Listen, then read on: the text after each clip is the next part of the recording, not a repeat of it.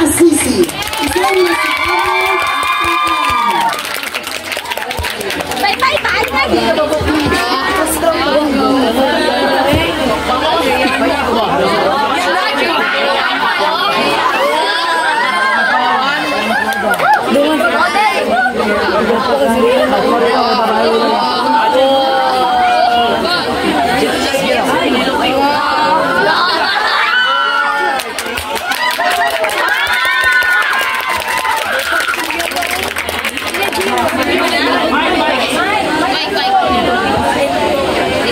Mag-mark, bagong lang gitcher.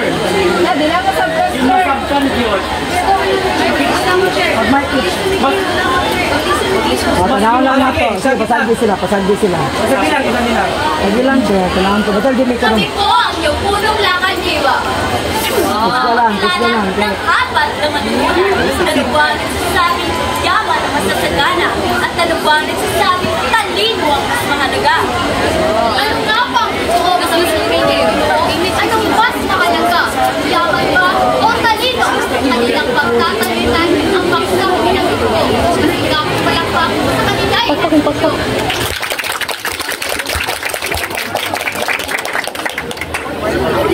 Walang talino mas mahalaga.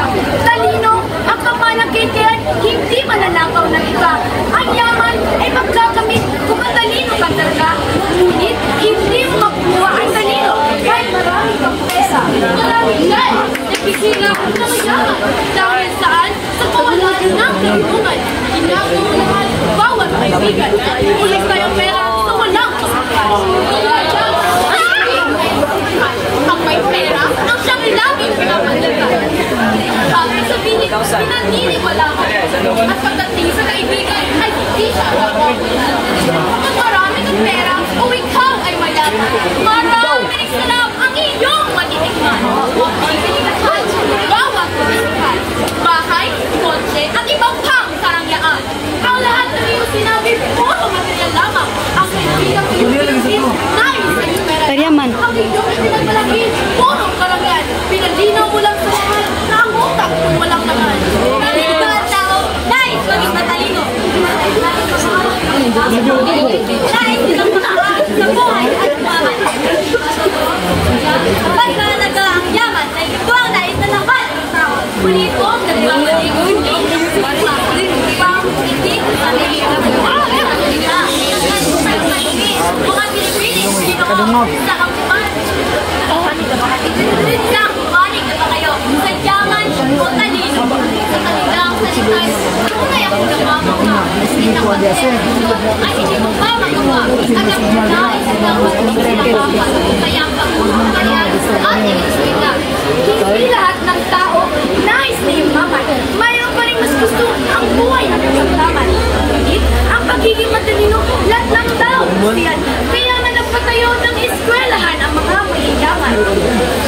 Hindi ka kaya at itinuloy mayaman sa daan mo. Ngunit huwag niyong kalimutan na kaya kayong payamanin ng talino. Ang kayamanan ay nawawala sa kahit anong mga simento. Ngunit ang talino ay mananatili ang pagmamatay ng tao. Okay, maingay. Hindi kami marinig. Saan kayo kukuha ng pampagamot? Sinalaman ba? Tapos ang kusakan? O may kapatibati kayo sa doktor? Sa panahon ngayon, hindi na po pwedeng matalino ka lang. Pero, pwede kapag mayaman ka.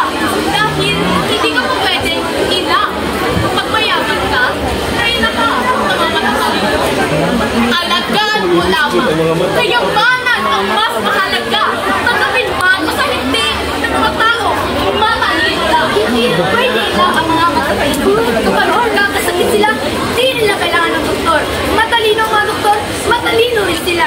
Kaya nila gamutin ang sarili na walang gira. Ganyan ang kakasakot, nagkala ang paano magkakaroon sila? Di na wag gagawa ng person. Pera at kaya maraming mas sandali muna ang boss na binahin ay pagkakutan apan nila'y nagiging mainit na. Pagpalamig muna ng ulong ng payo sa inyong apat. Nang lakad diwa ang magsasalita.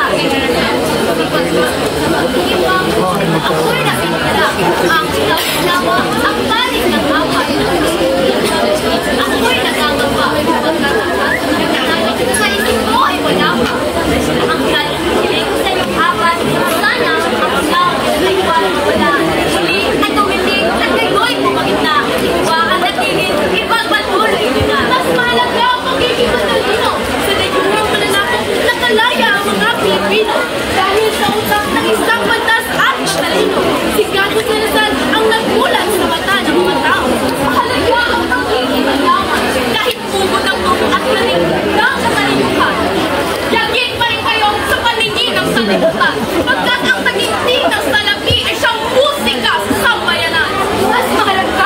matalinoy.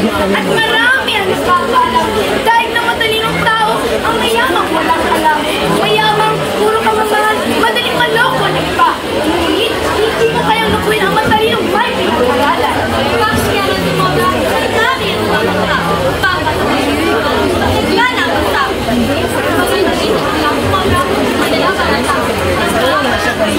Mas mahalaga ang magiging matalino. Pagkat ito hindi nabibigay. Ito hindi natutubas na ng kahit ano mang pera ang nagpapatakbo sa mundong ito. Unang kuwenta, ituturing natin ang mga walang perang tao. Ang pagkakahalaga ng isang tao, hindi nakasipan sa perang awang ito. Ang pagkain na liputan at mga hindi ang mayamang mamang walang kwenta sa lipunan. Mas walang halaga ang marami matalino sa kanta. Akin na po.